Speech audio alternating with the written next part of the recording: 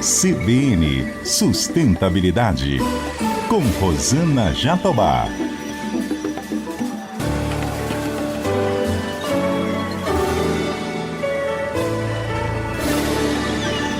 Oi, pessoal, tudo bem? O CBN Sustentabilidade de hoje aborda a agenda ESG no setor de energia renovável. Eu converso com Rafael Campolina. Ele é gerente executivo de sustentabilidade da Auren Energia. A Auren é a terceira maior geradora de energia renovável do país e uma das líderes em comercialização de energia, com atuação em energia hídrica, solar e eólica. Rafael, que prazer te receber aqui no CBN Sustentabilidade. Tudo bem com você? Tudo bem, Rosana. Prazer enorme estar aqui contigo, com os ouvintes e espectadores da CBN. Rafael, queria começar nosso programa te pedindo para falar um pouco da trajetória da Auren. Eu sei que vocês surgiram em 2022 como resultado da integração da Votorantim Energia com a CESP, que era a Companhia Energética de São Paulo, né? É isso aí. A gente vem numa trajetória crescente, né? A Auren é uma empresa relativamente jovem, mas bastante potente. Em 2022 ela foi constituída, igual você falou, né, a partir da formalização da junção da CESP com a Votorantim Energia. E a gente tem grandes acionistas, né, por trás. Então a gente tem a Votorantim e o CPP Investments, que é o maior fundo de pensão canadense, por trás dessa companhia. E a gente vem crescendo ao longo do tempo. A gente está hoje com 8,7 gigas de capacidade instalada, né? A gente está presente em 9 estados brasileiros, no sul, sudeste, no nordeste do país, com 39 ativos. E somos uma das líderes em comercialização de energia, como você bem comentou. E com planos de expansão, né, Rafael? A gente está sempre olhando para o mercado, né? Então a gente vem numa trajetória crescente. A gente olhar para os últimos anos, a gente praticamente triplicou a nossa capacidade, né? E sempre um portfólio diversificado, que a gente entende que é uma das nossas grandes fortalezas entre a energia hidrelétrica, eólica e solar. Exatamente na esteira do que eu vou te perguntar, porque vocês têm ali uma posição estratégica na transição energética do Brasil, exatamente pela combinação no portfólio de energia hídrica, solar e eólica, que são energias complementares. E isso ataca um gargalo que a gente tem, que é o da intermitência do nosso sistema elétrico. É importante a gente até entender, né, como que a gente chegou aqui. Quando a gente olha para 25 anos atrás, eu vou transformar uma história longa em curta aqui. Se a gente olha para o ano de 2000 e compara com 2025, a demanda por energia no Brasil dobrou. Né? Lá no ano 2000, a gente tinha muito orgulho de dizer que 90% da nossa geração de energia, era hidrelétrica no Brasil, renovável, mas hidrelétrica. A gente tinha uma matriz dependente, né? Dependente do clima. E nesses 25 anos, essa matriz vem mudando com a inserção da energia eólica, com a inserção da energia solar, e essas energias se complementam. Né? As hidrelétricas hoje elas funcionam como uma grande bateria do sistema. A água armazenada nos reservatórios é uma energia em potencial. Você pode utilizá-la a qualquer momento do dia de acordo com a demanda. Quanto à energia solar, ela tem, por óbvio, né, uma geração durante o dia. E a energia eólica no Brasil, ela tem uma maior geração durante a noite. Então são energias complementares que criam uma estabilidade no sistema. Agora, eu queria especificamente analisar com você o papel das hidrelétricas nesse novo cenário de transição energética. Que embora seja energia renovável, a gente depende muito da chuva para encher os reservatórios. E quando tem seca prolongada, o governo é obrigado a acionar as termoelétricas, que são, como você sabe, usinas altamente poluentes e caríssimas, né, que acaba repercutindo na conta de luz do consumidor. Qual é o futuro da Auren com relação às hidrelétricas? Porque as hidrelétricas compõem ali o portfólio de vocês, né? Sem dúvida. A hidrelétrica, como eu falei, ela traz uma segurança para o sistema, né? Ela é uma energia firme, ao passo que a solar e a eólica, elas são energias intermitentes, né? A hidrelétrica, de fato, ela é muito dependente do regime de chuvas e a gente tem um operador nacional do sistema que faz a operação de todo o sistema interligado nacional para entender onde é necessário uma maior reservação de água, onde é necessário uma maior geração de energia, para que isso possa ser distribuído nas linhas de transmissão de forma adequada e de acordo com a capacidade dessas linhas de transmissão. Mas as hidrelétricas, elas mantêm o seu papel super importante e a despeito da questão da dependência do regime hídrico, ela tem um papel importante também de mitigação de impactos ambientais do clima extremo que a gente tem vivido, né? Então ela tem um papel de contenção de cheias, ela tem um papel de reservação de água no período de secas que, logicamente, ela acaba sendo impactada, mas ela exerce também essa função ambiental complementar. Eu citei no começo do programa que vocês são um dos maiores líderes em comercialização de energia. E a gente está observando o movimento no sentido mesmo da abertura do mercado livre de energia. É algo que o consumidor espera muito, né? Porque daí ele vai ganhar o poder de escolher o seu fornecedor. Vocês acreditam que, de fato, isso vai ajudar a democratizar a energia limpa no país? Não tem a menor dúvida.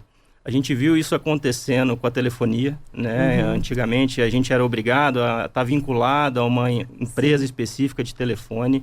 A gente já vê isso acontecendo em outros países, né? Então tem países que a gente pode contratar uma energia pré-paga. Paulatinamente, esse mercado vai avançar e vai democratizar a energia.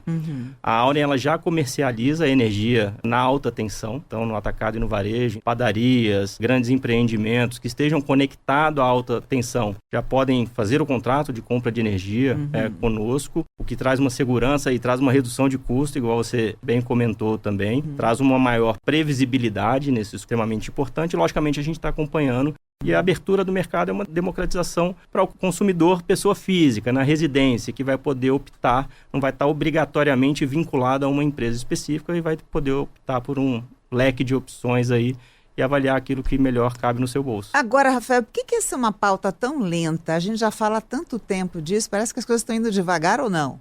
O mercado de energia no Brasil é um mercado bastante regulado, né? Então, a gente depende da confluência dos setores privados, setores governamentais.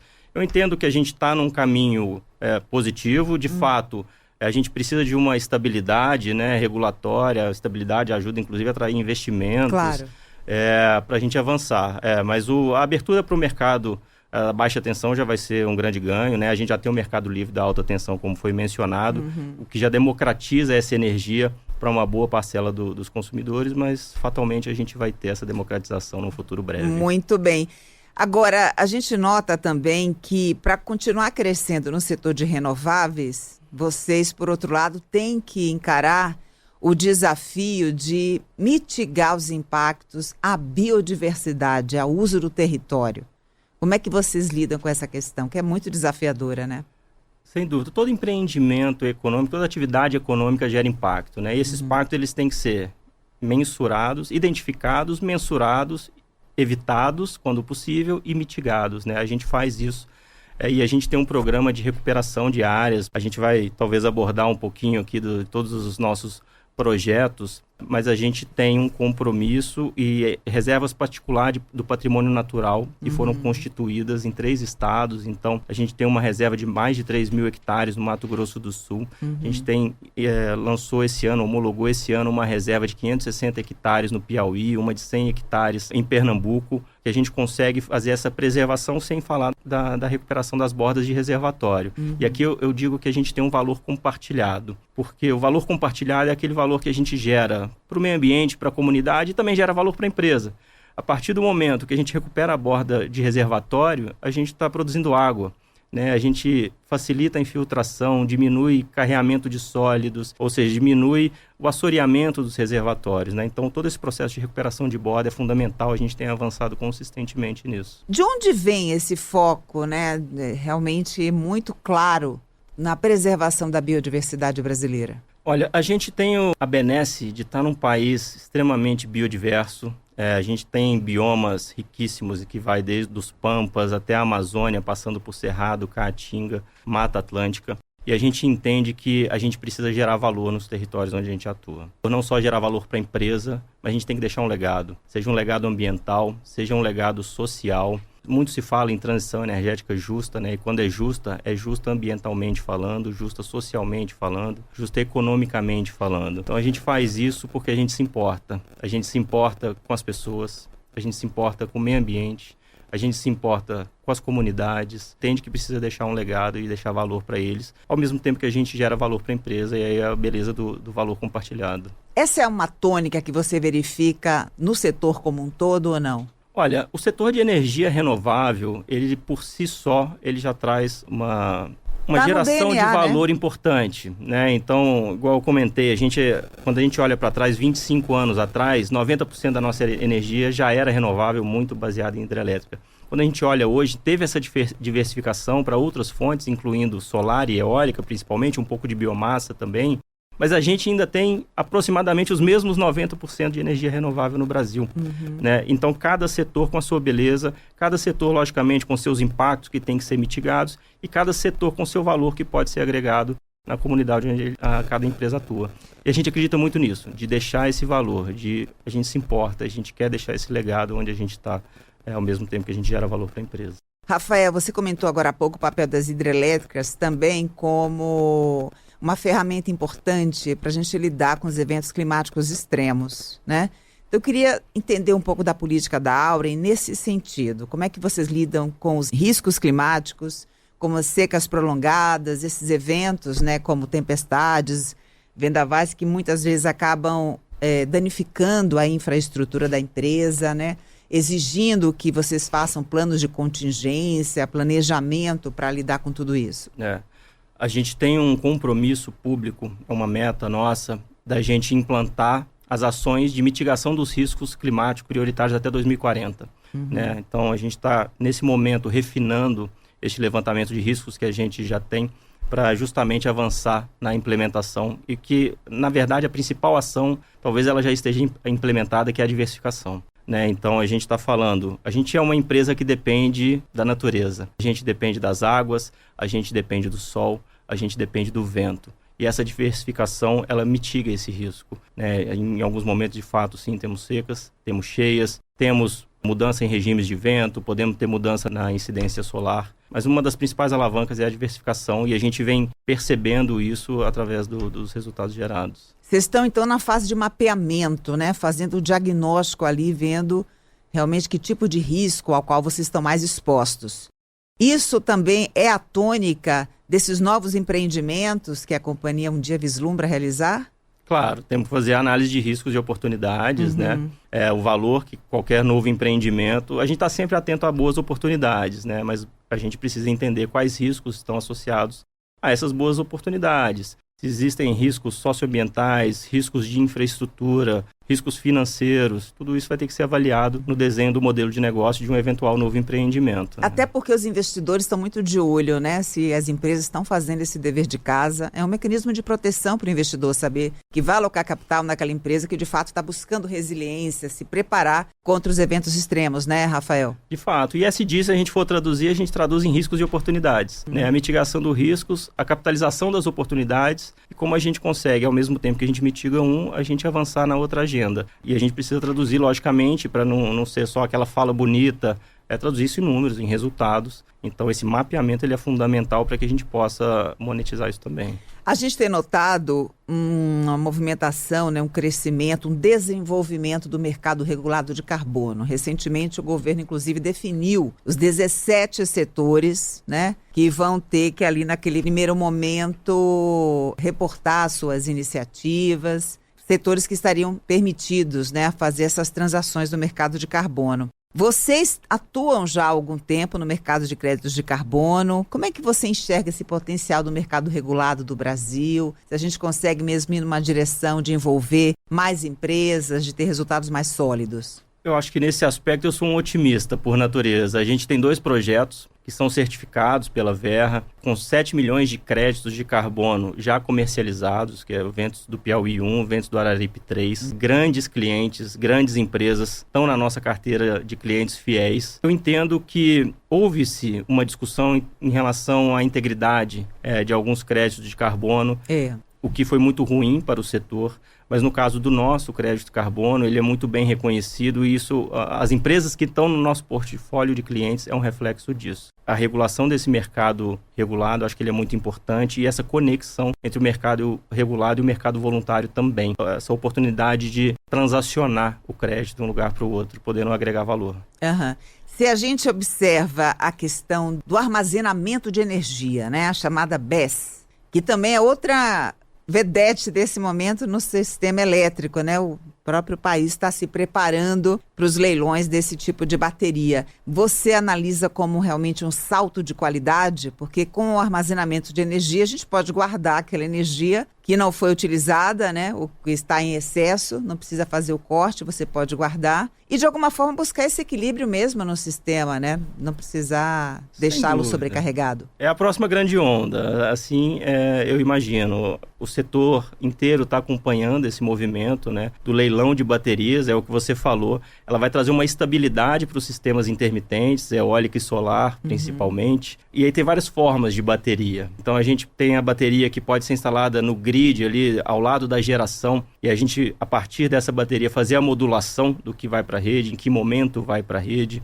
Tem a bateria off-grid, né? Aquela bateria para quem não está conectado a uma linha de transmissão, que tem, por exemplo, um telhado solar, que vai conectar essa bateria e pode utilizar a energia capturada durante a noite, já que está sem acesso a essa rede de transmissão, essa linha de distribuição. E tem o que a gente chama de behind the meter, é aquela bateria que pode ser instalada no consumidor. Então, ajuda o consumidor a otimizar o seu consumo e o seu custo com a energia, né? Saindo daqueles momentos de pico, onde a energia está mais cara, pegando a energia e jogando para dentro de um sistema de armazenamento de energia para o momento do dia onde a energia está mais barata. Então, além dela ajudar na intermitência, ela ajuda também nessa modulação de custo para os clientes. Que legal, a tecnologia já existe, avançada, capilarizada, né, para conseguir dar conta de várias demandas, várias necessidades, mas precisa de fato começar mesmo a se tornar uma realidade no país. Acho que a gente vai ter um grande salto aí pela frente, Precisa, né? E ela vem, não sei se democratizando é a melhor palavra, mas só para dar uma dimensão, nos últimos 10 anos o preço da bateria diminuiu 84%, né? E a dimensão da bateria vem diminuindo.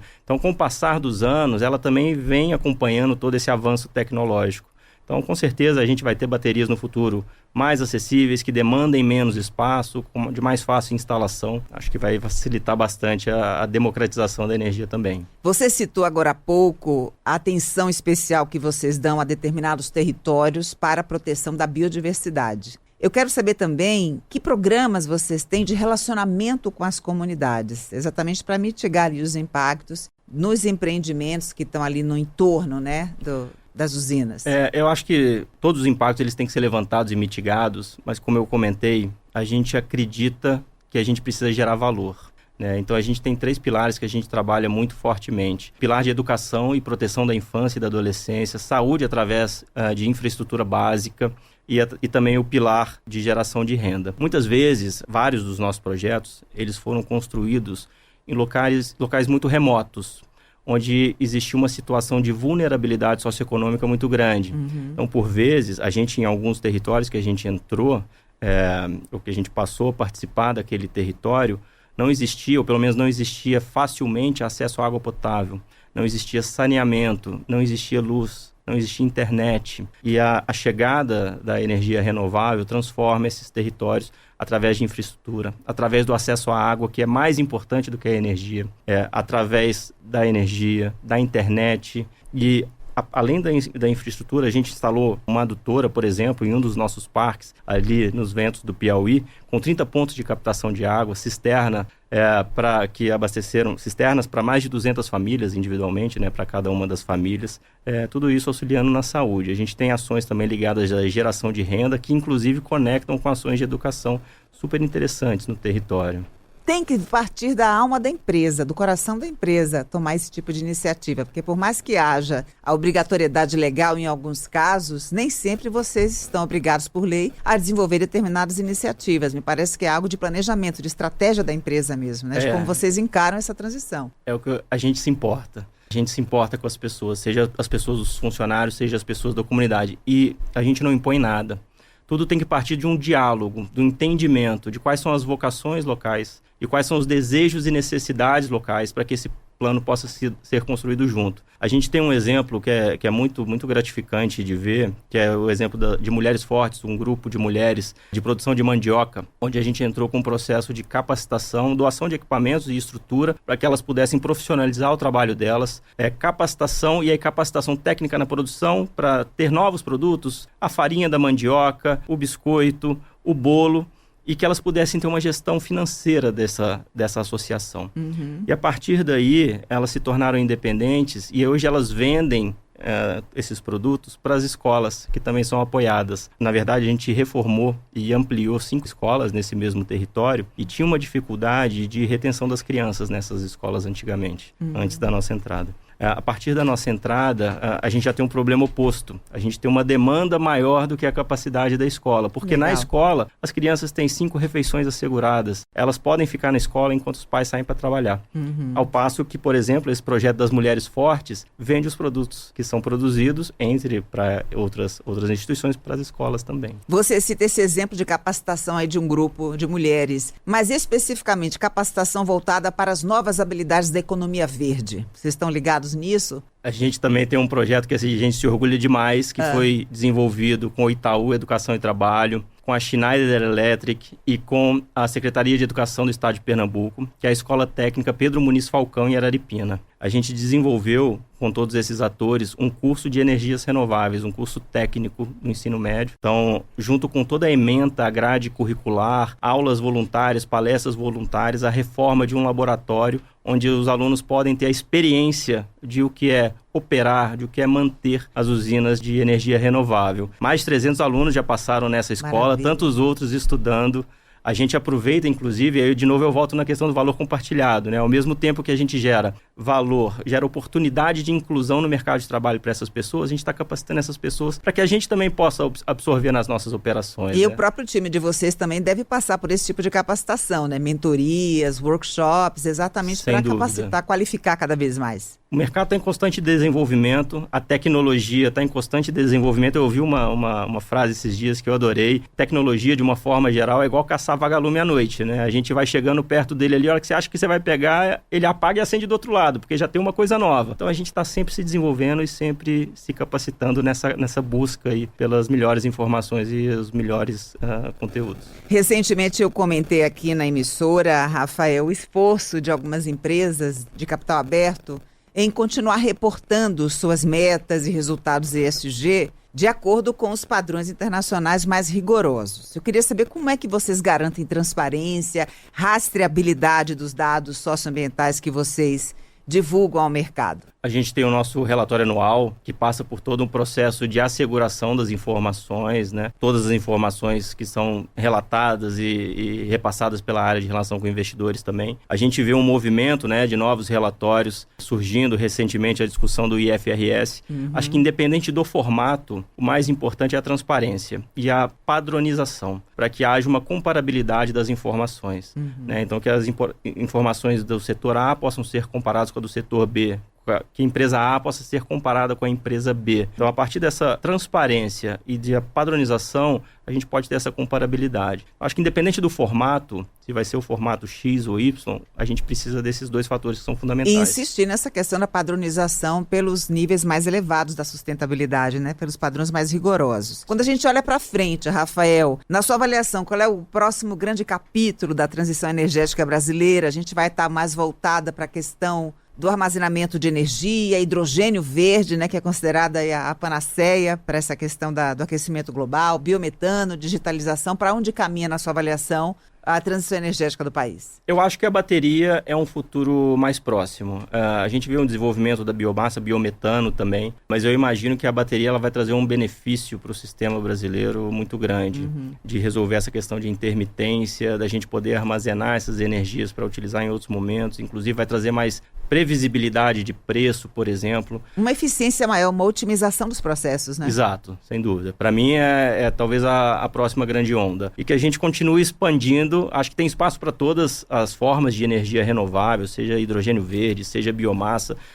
A gente dobrou a demanda de energia no Brasil dobrou em 25 anos. A gente está vendo um movimento de tecnologia muito grande. E quando a gente prospecta um futuro, com certeza vai haver uma demanda por energia maior. Então, muito se fala em transição energética, adição energética, mas a gente também tem que se preocupar com a segurança energética, né? Energia é conforto, né? Então, energia é o ar-condicionado que a gente tem na nossa casa, é o aquecedor brasileiro com chuveiro elétrico espalhado pelo país. Tudo que a gente compra hoje vem com carregador, né? Ou pelo menos vem com cabo, porque o carregador a gente tem que comprar agora à parte, né? Aquela tomadinha. Então tudo hoje está ligado na energia. Vai ter espaço para todo mundo e eu acho que o Brasil caminha muito bem em focar em energia renovável. Totalmente. A meca da energia renovável, né? Onde Está a gente aqui. está, é Brasil. E tomara que a gente saiba tirar o melhor proveito, né, dessa bênção. Não fique eternamente deitado em berço esplêndido. Eu sou um otimista. Eu acredito que tiraremos esse proveito e a gente vai adequar, logicamente, né? Trazendo estabilidade para o sistema, previsibilidade, que é super importante. Mas acredito sim que a gente tem tudo para continuar sendo, na verdade, independente dessas mudanças da nossa matriz energética, que continua sendo super limpa, quase 90%. Continuaremos desempenhando esse papel. Muito bem. Rafael, eu queria te agradecer imensamente pela sua participação aqui no CBN Sustentabilidade. Foi tão gostoso o papo que voou, né? Passou muito rápido. Prazer estar aqui contigo, Rosana. Eu já te convido para uma próxima oportunidade. Com certeza, estou totalmente à disposição.